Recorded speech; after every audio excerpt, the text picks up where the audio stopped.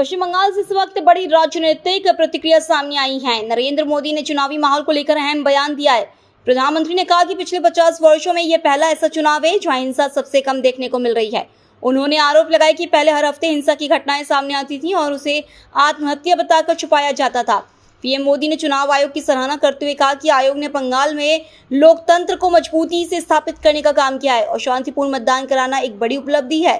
साथ ही उन्होंने सरकारी कर्मचारियों की भूमिका की भी तारीफ की और कहा कि मतदान प्रतिशत भी पुराने रिकॉर्ड तोड़ रहा है। क्या यह बदलाव स्थायी साबित होगा?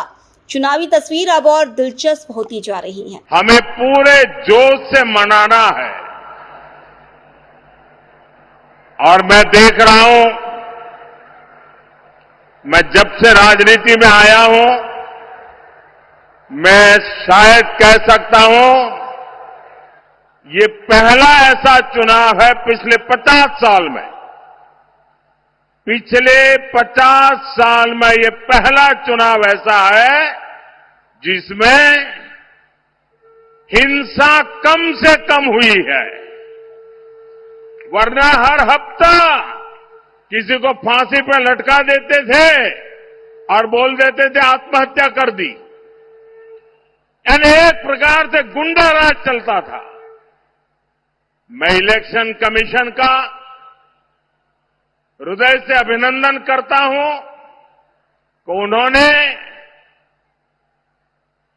लोकतंत्र की फिर से एक बार बंगाल की धरती पर प्रतिष्ठा की है।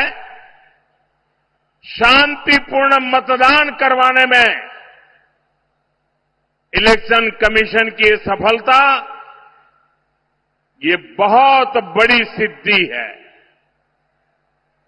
मैं यहां के सरकारी कर्मचारियों का भी अभिनंदन करता हूं कि वे भी इस बार शांतिपूर्ण मतदान में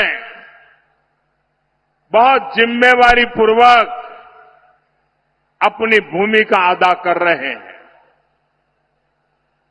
और अब तक की जो मुझे जानकारी मिली है, मतदान भी पुराने सारे